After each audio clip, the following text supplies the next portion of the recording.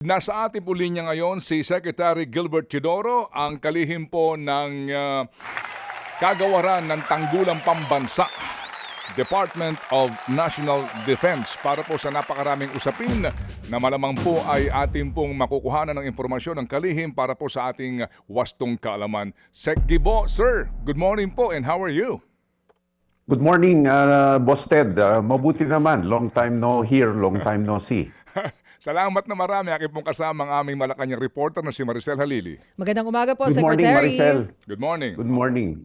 Okay, gusto ko po lamang unahin po, no, ito pong inyong proposed budget ngayon for 2027. Tama po na 324.6 billion ang inyong hinihingi.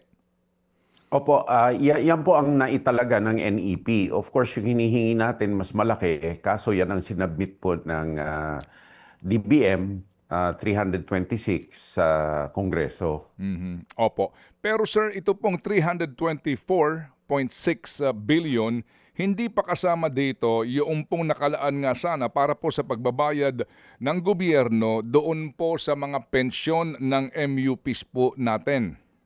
Hindi po kasama yon, na special fund po yon na ibinabayad taon-taon. So out of the 143 ata, 70 billion yung para sa AFP retirees. Nakasama yung iba na Philippine Constabulary pa nung araw. The rest ay PNP, Coast Guard, BJMP. Okay. At saka fire protection. Opo. Kasi po pag sinabi po natin na military and uniform personnel, ito po ay mga militar, police, kasama ang Coast Guard po dito, mga bumbero, yung mga naka-uniformado na nagliling. At saka BJMP po. At saka BJMP under the ILG. So Sec, yung pong binabanggit nyo, pati po Philippine Constabulary retirees, nangangahulugan talaga na may utang pa ang gobyerno sa mga pensioners natin na naglingkod po sa militar o maging sa Philippine Constabulary, INP, PMP. Konti na lang po yun dahil yung adjustment ng kanilang rates. Pero yung PC retirees, paunti-unti na lang yun kasi magmula 1992 po PNP na. So, pero meron ho na nakakomplete pa na PC na naging PNP. So qualified pa sila sa retirement as PC. Opo. So, sa ngayon po kasi, tama din po ba itong nabanggit, maging ng mga nagmamasid po sa ating budget na ang nakalaan lamang para po sa ating revised AFP Modernization Program for next year ay 50 billion lamang? Tama po yun at matagal na pong ganun ang rate. Paunti-unti lamang yung rate ng modernization. So this year po, 50 ang nakalaan.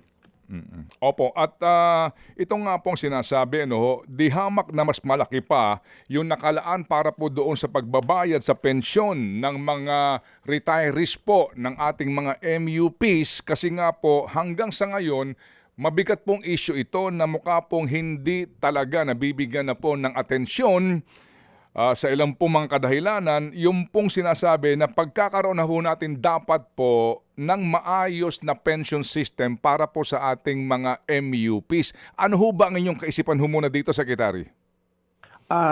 Sa amin po, sa AFP, dalawa at saka sa DND position, tama naman na magkaroon ng pension reform.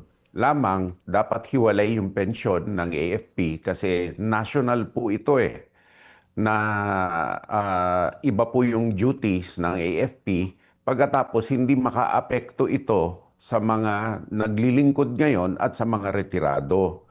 So sa mga bagong pasok po, tama naman po at dapat pag-aralan lang po ng mabuti na ito'y hindi makaka-burden masyado sa recruitment kasi kulang din po tayo ng sundalo.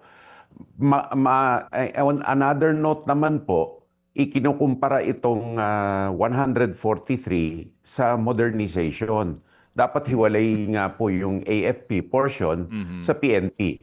Bagamat ihiwalay natin, mas malaki pa rin ho yung sa retirement, tingnan din po natin yung growth ng modernization. Hindi po lumaki to. Yun po ang naging stagnant. Kaya hindi po humabol. Ito pong modernization kasi, nakatalaga po yan, dapat sa BCDA remittances nung araw na sinasubsidize pa ng national government. Tapos, ang rate nito hindi sumabay sa mga gugulin for hindi lang po modernization, but for foundational na kinakailangan gawin na hindi ginawa nung araw na ginagawa sa ibang bansa. Opo. Sige, so ihiwalay natin muna po, Sec at Ma'am Maricel, yung issue po ng modernisasyon dito po ngayon sa malaking problemang ito. Malaki po ito in the sense nga po na may mga pagtatansya na kapag hindi natin to na iayos, baka po by 2040, ang nakalaan na pondo para ho sa ating mga MUPs pension ay aabot daw sa 1.4 trillion pesos na, no? Kasi nga ngayon, if you will allow me, Secretary, paliwanag ko lang ng mabilis. Ngayon po kasi mga kapatid, unlike po sa atin, private workers, meron tayong SSS pension, pero ikaw na manggagawa, obligadong mag-contribute galing sa iyong sweldo at may counterpart ang iyo pong employer. Kapag ikaw self-employed, solo ka lang. Sa GSIS, ganun din po, mga teachers, mga health workers, meron kang contribution, binabawas sa sweldo mo, at yung gobyerno may parte. Ang mga MUPs po natin, solo po na ginagastahan yan ng ating pambansang budget. Wala silang contribution na binabayad at yung pong kanilang mga pensyon may indexation pa. Kung tumaas po ang kasalukuyang sweldo ng mga opisyal at kawani ng MUPs na iyan, tataas din ang kanilang pensyon. At yan po ang sinasabi nga ng iba na dapat daw po talaga magkaroon na ng isa pong programa para ma-address ito na yung pong pensyon nila ay sustainable. Ang sinasabi po ng Sekretary nga sa mga bagong papasok, ito nga po ang pinag-aaralan. Nagkaroon na daw po dito ng malawakang konsultasyon noong pong panahon nila Ginoong Jokno as Finance Secretary. Natigil lang ito kasi nga, sorry po may usaping dito political. So kung kayo po ang tatanungin, sir, sa ngayong puntong ito, ano po ang inyong naiisip na ideal na konsepto po ng pensyon para po sa mga retired na ngayon? Ano po, at yung mga dati pa po na mga binabayaran, may utang po ang gobyerno, PCIMP, etc. At yung pong mga papasok na mga bagong sundalo at mga uniform personnel ng ating pong MUPs. Go ahead, sir. Yeah, yung sa naninilbihan po ngayon, part ng kontrata nila yan na expectation nila, no? At kulang nga ang ating sundalo, kaya halos wala ng bakasyon talaga yan at wala ng leave sa dami ng ginagawa. So hindi na po natin pwede baguhin yung rehimen nila. Ngayon, kailangan kaya namin tinutulan yung ginawa nung last Congress po yata, ura-urada itong ginawa at inilamp yung AFP sa PNP at saka sa ibang mga service na iba naman po ang duties. Katulad po ng PNP, no? Ang major na tutok po nito ay local. So, lumabas nga sa usapin ng isang araw, dapat ang mag-share dito LGUs din dahil dun ho sila naninilbihan. Ngayon, kung mahiwalay po yung pensyon ng AFP, gumawa po tayo ng bagong pondo para sa mga bagong pasok kung saan po sila mag-aambag. Tapos mag-mature po ito, pwede na pag-retiro nila, doon na kukunin kasi kailangan po ng malawakang panahon din para mag-mature yung fund. Secondly po, yung AFP nung araw, binawasan yan ng sweldo na walang kontribusyon ang gobyerno nung unang panahon. Yun ang tinatawag na RSBS. Opo. Na nagkakaloko-loko. Ngayon, nakalap na po yung assets niyan, pwede na pong i-cash value yan para contribution din sa AFP pensions. So, hindi po kami tutol sa mabuting pag-aaral at masusi at talagang sustainable na pension program. Yung nangyari po sa last Congress, ura-urada po yung nangyari. Opo. So kumbaga po talaga, dapat ito pag-aralan mabuti at yung transition period nito at sa masasakop. Sir, ano ho ang inyo pong panukala kung kayo po ang tatanungin nga, magkakaroon ho ng hiwalay na pension fund for purely military, AFP, iba ang Tama police. po yun. Opo. At Okay, go ahead, sir. Go ahead. Okay, go ahead. yeah, tama po yun, Boss Ted, ano? At yan din ang hiling ng mga veterano at hiling ng AFP retirees na nagpe-pension kasi doon sa serbisyo nila na inambag nila, no?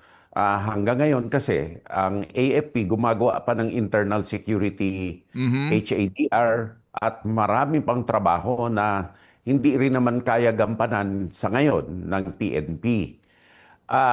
And in time, mas lalaki pa ang PNP kesa sa AFP because yung ratio na kinakailangan na pulis sa citizens ay lumalaki habang lumalaki ang populasyon. Sa ngayon naman po, kulang ang ating sundalo dahil sa lawak ng ating teritoryo, lalo na po yung karagatan. 2.4 million square kilometers po yan na kailangan sakupin ng AFP at kailangan manmanan. At sa ngayon po, 162,000 ang strength ng AFP. Pinakamaliit ho ito sa ASEAN, kukumpara po natin sa populasyon at sa lawak ng teritoryo.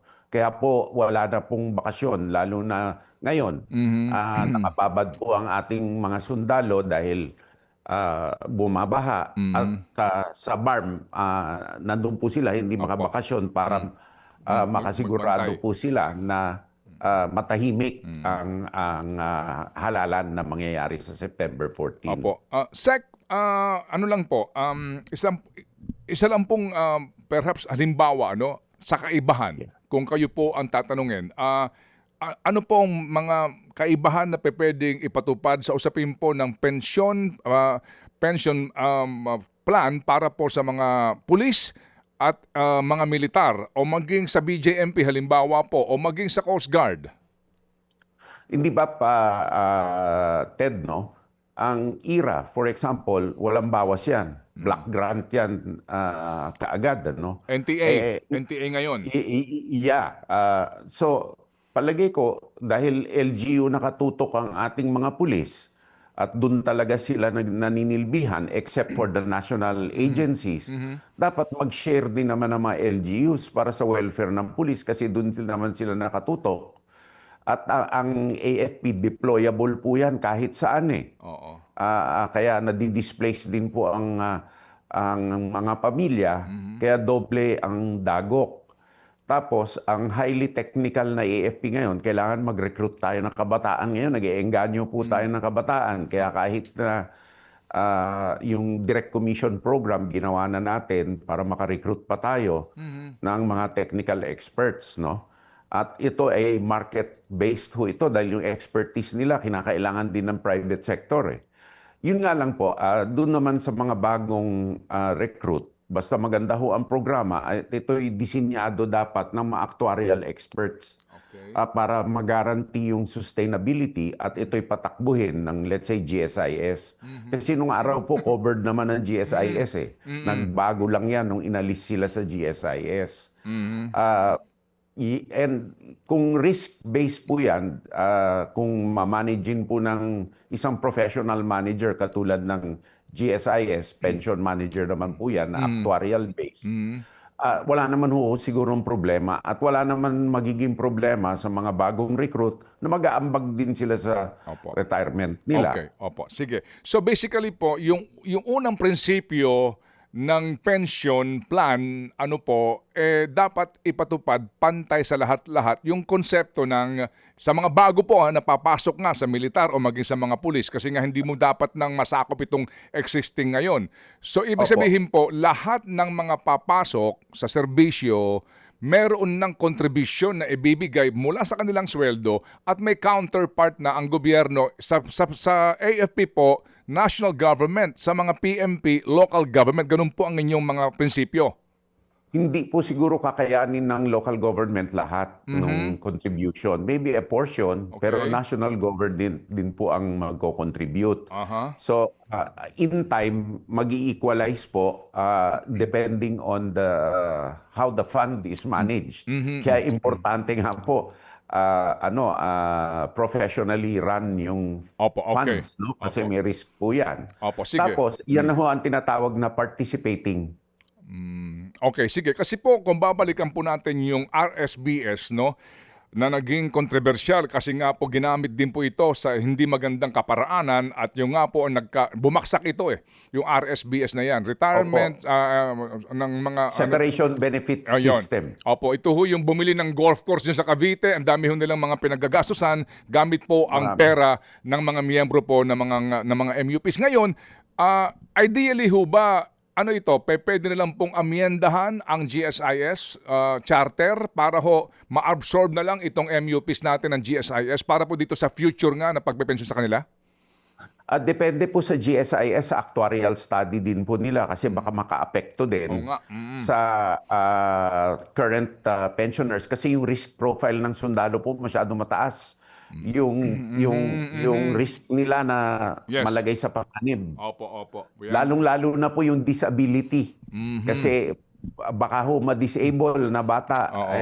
matagal ang service, ang buhay. Doon po talaga malaki ang cash outlay. Oo nga po, oo nga. Pero kasi ngayon kasi, no, Maricel, ang sitwasyon dito po sa present setup kapag nakapaglingkod ng 20 years yung MUP, no?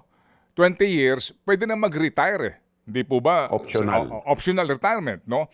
So kung ikaw pumasok ng 21 anyos, sa edad mo na 42, pwede ka na mag-retire.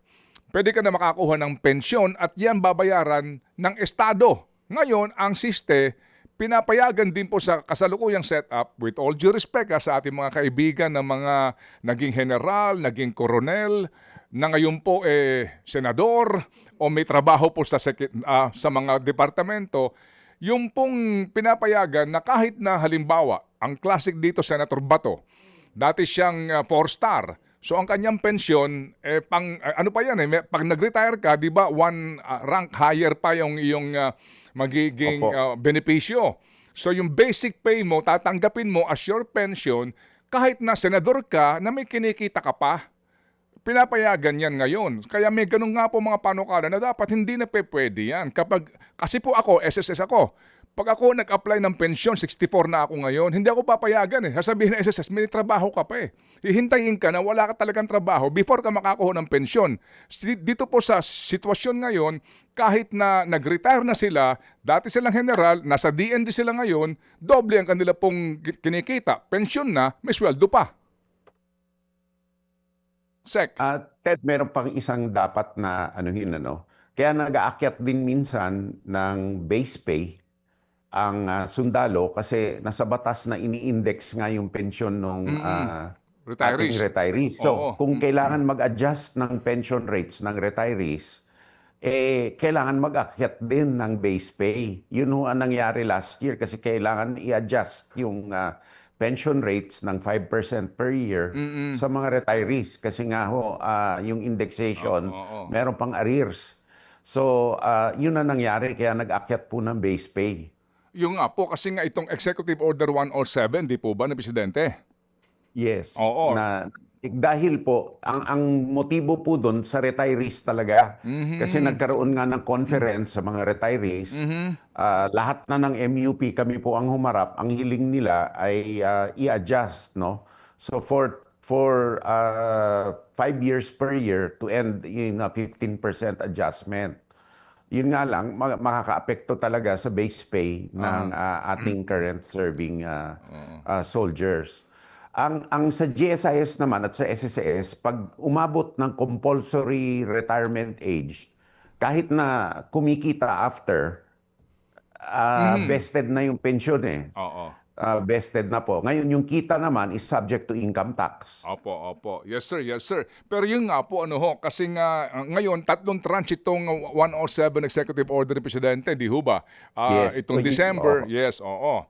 So, yun nga po. So ngayon, ito na ang sitwasyon natin, ang ating kinasadlakan. Sec, tanggap po ninyo na talagang kapag hindi ito nabigyan po ng pansin at hindi po ito naitama, bukas makalawa, baka kalahati na po ng pambansang budget para lamang sa mga MUP's pensyon.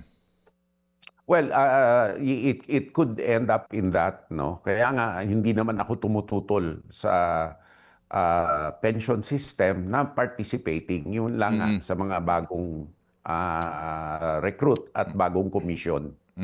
Para nga po may transition period po dito. Kasi Opo, po, opo. ang isa po pa ngayon sa sitwasyon natin, again, with all due respect po, ginagalang po natin at binibigyan pakilala po ang serbisyo ng ating mga unipormadong puwersa sa ating pong bansa, sa ating gobyerno. Ha? Hindi po natin minamaliit yan. Ito lang po kasi nga yung pag-address doon po sa pangkalahatang magiging problema ng buong bansa po natin. Kasi ngayon, with all due respect po, kapag po yung pensyonado namatay, yung pong pensyon noong namatay na sundalo mapupunta sa asawa. Maliban na lang kung mag-aasawa siya, di po ba? Ano po, Yes, sa Secretary? survivor benefits po yun sa Yes. surviving spouse.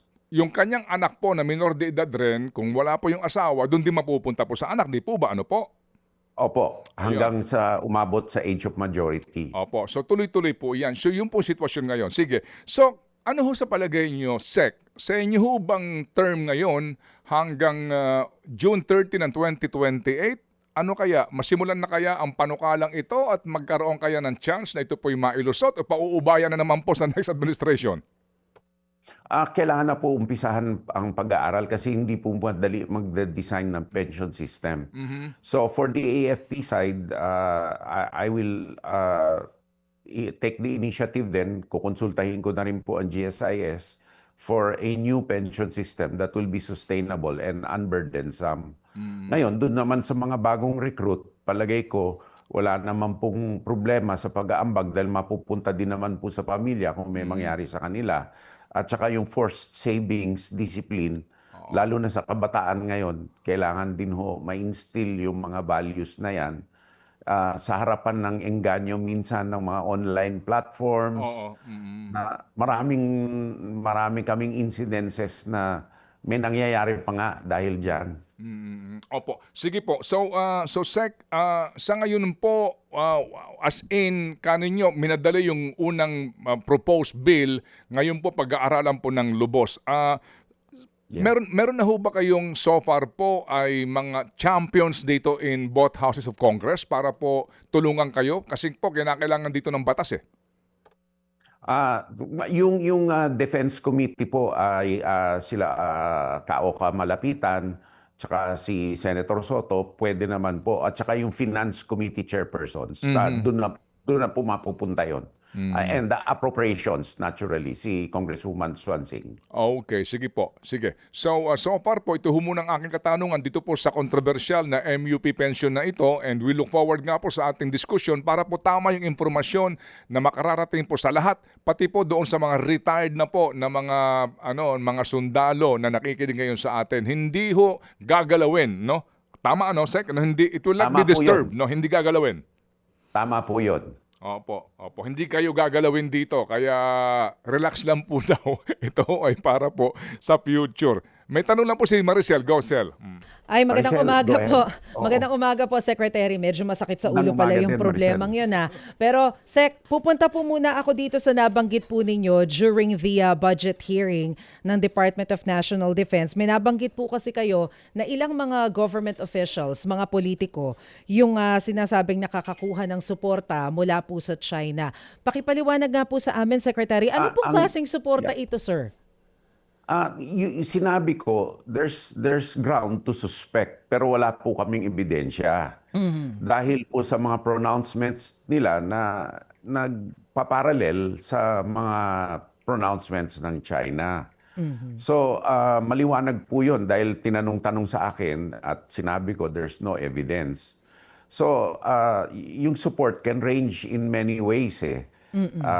Informal, or normally informal, no?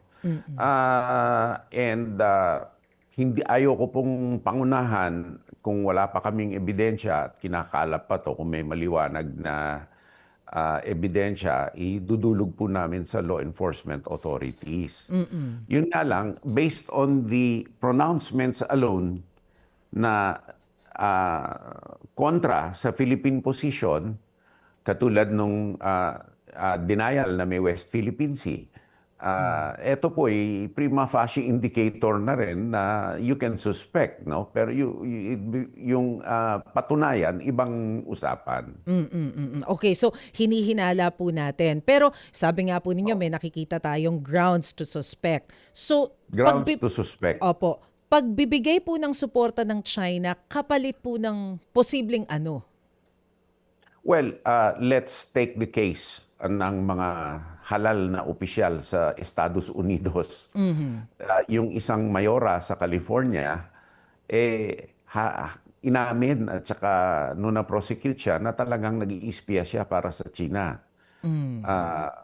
Maraming ganong kaso sa buong mundo. Lamang wala tayong espionage law.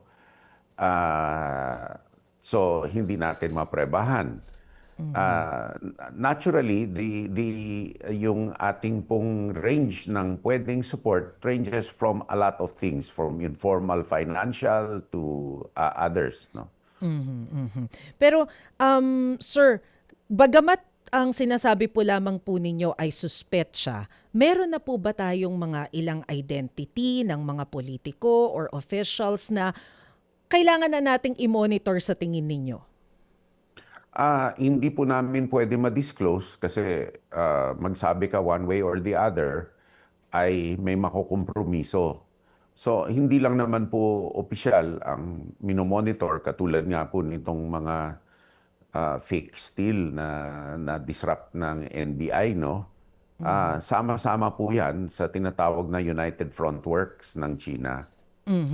And bagamat wala pa po tayong pinapangalanan at dinadivulge na sino man dito sa mga official, can you just give us parang a rough estimate? Gaano po sila kadami? Ano po yung mga pinakamataas na posisyon kung pwede po nating sabihin? I would not like to speculate or disclose kasi kahit na po naman sa ganitong pamamaraan, ang law enforcement authorities ang gagawa po niyan. Kami po ay tumutulong lamang sa law enforcement authorities. Pero sir, nabanggit po ninyo kanina na wala po tayong espionage law. So, No, meron tayo pero hindi mabisa. ano pong ibig nyo sabihin na hindi mabisa? Ano po Kasi yung kulang? ang maraming provision sa ating espionage law is only applicable kapag may digmaan. Kapag panahon po ng katahimikan ay hindi po ito applicable. At ito'y circa 1930s pa yata, pre-war itong espionage law natin, ano, na nakatalaga sa revised penal code. Kaya nga po may mga panukalang batas na baguhin ito at maisama din ang foreign malign influence na yung fake news na foreign source upang sa ganon hindi po nila magamit ang media dito sa Pilipinas para magkalat ng fake news. Lalong-lalo na po yung mga bansa na walang freedom of the press and freedom of expression na dito naman ginagamit sa mga bansa na may laya, no? So, Secretary, kung hindi po pala effective ngayon yung ating anti-espionage law dahil wala naman tayong giyera, paano pong gagawin natin para matukoy, mahuli yung mga pwedeng paghinalaan na baka nag-i-espiya for China? Well, yung predicate crime po, pag public official, anti-graft and corrupt practices po, pasok yun for causing undue injury to the government through manifest partiality, evident bad faith. Doon po pumapasok. Yun nga lang, yung gawain po mismo na kailangan i-preempt, hindi po natin mapre-preempt, lalong-lalo na po pag ginamit yung internet. Ang hirap po na usapin na yan. Kaya masusing debate po yan because it also kailangan balansehin yung kalayaan na maghayag at kalayaan magsalita versus credible evidence na ito'y galing talaga sa isang source na hindi tama or fake yung news, false yung news. So, at what point po natin pwedeng sabihin na dapat nang imbestigahan itong taong ito kung limitado pala yung pwedeng gawin ng mga people in authority? Because I assume hindi mo rin naman pwedeng buksan agad yung bank account nun, hindi po ba, Sec? Hindi po talaga Oo. pwede. Kaya yun po ang matindi, yung AMLAC na protections, ano, at very, very careful ang ating financial authorities kasi naman po yung integrity ng financial system ay nakasalalay din naman dito, no? So, ito po yung binabalanse talaga. Tapos yung mga front, yung anti-dummy law, minsan ginagamit at nakakakita naman po tayo, lalong-lalo na yung mga late registration. Katulad po ni Alice Guo. Classic case po yan, naging mayor, late registrant, hindi pala tunay na Pilipino. So, So yan ang classic case. oo. So, ibig sabihin, Sec, you're saying na for now, ang pwede lang natin gawin, i-monitor lang sila o i-observe lang sila. Wala tayong Kami pwedeng naman gawin po, na iba. sa Armed Forces, monitor lang talaga kasi wala naman ho kaming meron ho kami sa national security at internal security. Kaso pinauubaya po natin sa NBI, sa PNP at DOJ po ito. Opo. Pero Meron naman pong coordination at tulungan. bukod po dito sa ating mga government officials, may nabanggit po kayo na mismong mga personnel ng Department of National Defense sinubukan na kunan ng impormasyon ng China. Noon po yon. Ngayon, wala kaming active na namomonitor. No? Noon po yon, nangyari po a few years ago, na wala na po yung person na yon. Sa email lang po nakakuha lang ho siya ng offer sa email na kung pwede, can you research on this topic? This is a think tank. May financial incentive. So, kinuha niya. Hanggat sa naging mas specific na yung mga topics. Nung mas specific na yung topics, nakipagtulungan na siya na nagduda na rin. And nasaan na po ilang personnel ito ng DND, sir, and nasaan na sila? Iisa lang yon at nung nangyari yon wala na siya dito. Paano yan, sir? Kung nangyari na pala kasi before, ano yung assurance natin na hindi uulitin ito ng China? Very tight na ho yung protocols namin dito, internal security protocols, napakahigpit magmula sa akin po hanggang sa pinakailalim, no?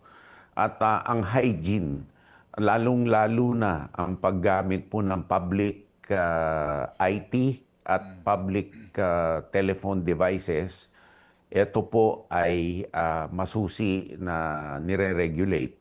At lalo-lalo na po ang aming IT system, there is no expectation of privacy dito. Kahit sinong gumamit, pwede i-monitor kahit na ako po.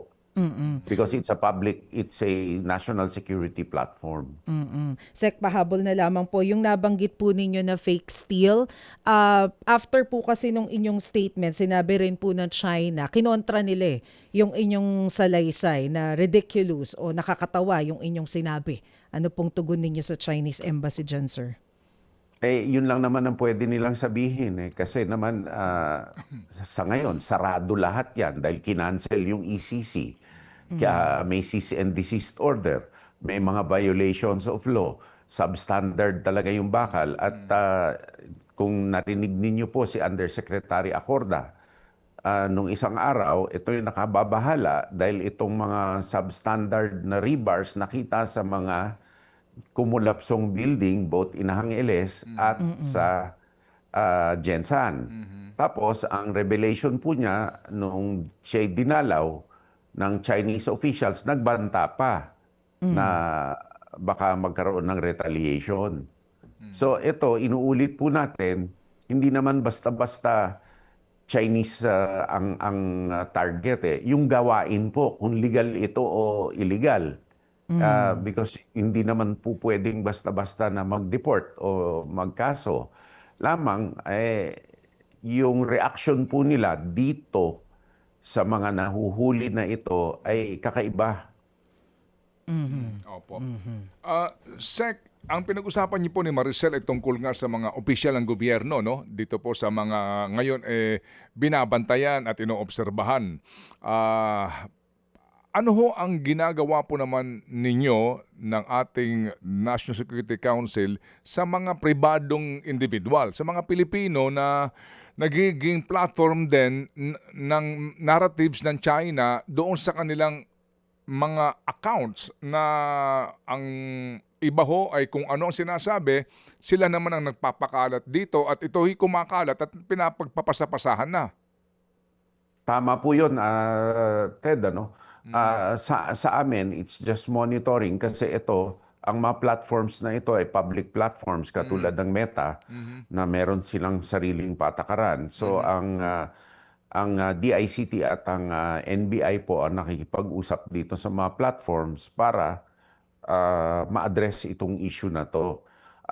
And yan ay totoo naman ho talaga kasi may mga friendship foundations, tapos ito yung ine-echo, tapos kunwari research foundations, katulad po nung Jinan University na may mga partnerships dito na siya din na nagsabi na ang Batanes ay parte ng China kung titingnan natin ang history. So sa amin po, it's just on monitoring and coordination ho sa ibang mga agencies. No? Kasi mahirap din naman po yung usapin talaga sa public social media platforms dahil malaki po yung standard na kailangan pong tumbukin bago masugpo itong mga to. No? Lalo na po kung mag-build ng AMLAC case, mahirap naman din po because yung standard of evidence mataas. Okay. Sige po. Sir, sa pahabol na lang po, dito pa rin po sa MUP pension issue na ito, meron ba ho kayong ideya magkano po yung unfunded liability ngayon ng gobyerno sa kabuuang utang na po natin sa mga pensioners, sir? Meron ba kayong ideya? I don't have the exact amount po, pero mga ano na lang po yan, maliit na lang po kasi nabayaran na nga po sa adjustment. So wala na pong 10 billion siguro sa AFP side. Mas maliit pa po doon. On the AFP Mga side 11 alone? yata, 7 to 11 billion na lang. Only, At taon-taon po nababayaran na okay. to. Only sa AFP side po yon, no? Yes, kasi may mga adjustments din po na ginawa ang Kongreso noon, yung na hindi nila na-fund katulad nung yung pag umabot kayo na 70 years old, mako-consider for financial amelioration na complete disability. So may karagdagan 5,000 po yata yun. Yun ang hindi napopondohan naman. Okay. So ngayon, lumiliit na po yan. At kaalinsabay naman po dyan yung pag-enhance ng veterans medical services. Para sa ganun, ma-ameliorate din ang health condition po nila. Okay, sige po. And sir, you're aware po, no, itong pinakabagong post ngayon sa Straits Times, itong Antelope Reef sa may area po ng West Philippine Sea, no, South China Sea, na ano pong report ng inyong counterpart? Kasi mukha pong pinalawak na ho ng husto ng China yung kanilang base militar doon po sa kanilang man-made island rin. Opo, at ito po ay yung reef po na yan ay malapit sa Vietnam na mga claims. So talagang pinapalawak po nila yan. Katulad, ito yung continuation pa po ng Mischief Reef. At hindi pa po, nag-anunsyo din po sila, nagagawa sila ng Marine Observatory sa Scarborough Shoal. Na yun ay nakababahala din po talaga. Kaya aming pong tinatalakay yan at ginagawa ng mga plano dun sa National Security Council level. Opo. Kaya minamadali din ho natin ang ating deterrence para mabigyan ng ma-deter itong mga balak ng Chinese talaga. Kasi pati po sa South Pacific nagpabagsak na po sila ng ballistic missile. At ngayon, ang ginagambala po nila is South Korea at saka Japan. Opo, pero dito po sa Taiwan, may balita ho ba naman po kayo? Kasi nga ito'y napakalapit na sa Batanes. Lagi po sila nag-eeksersisyo dyan, lalo na dun sa Pacific Ocean side na pinapaligiran nila yung island. So, lagi naman po yan, wala naman po kaming nakikitang pagbabago doon sa kanilang behavior. Doon, ang behavior nila na nagbabago po dito sa South China Sea, sa East Sea sa Japan at saka sa Pacific Ocean mismo. Opo. Tulad po ng mga pag-eeksersisyo nila at nag-missile launch sila off the coast of Australia at saka New Zealand. At saka yung mga sundalo nila ay nakikipag-joint exercises po sa Europa, pati po sa Pakistan. Okay, sige po. So, Sec Gibo, Kong, salamat na marami sa inyong panahon. Good to see you again. Thank you, Kong. Thank you, Kong. Muli po kaming tatawag sa inyo para po to clarify Opo. matters, para importante sa inyo na ho nang gagaling mismo yung informasyon. Marami pong salamat, Boss Ted at Maricel. Opo, thank you. Mabuhay. Salamat, Secretary Gilbert Chodoro ng Department of National Defense.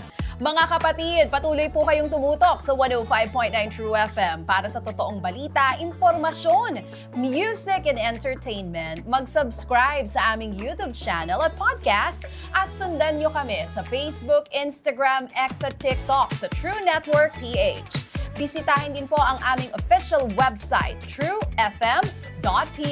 At panoorin din kami sa True TV Signal, Channel 19. Kami po ang 105.9 True FM. Laging true sa'yo, kapatid.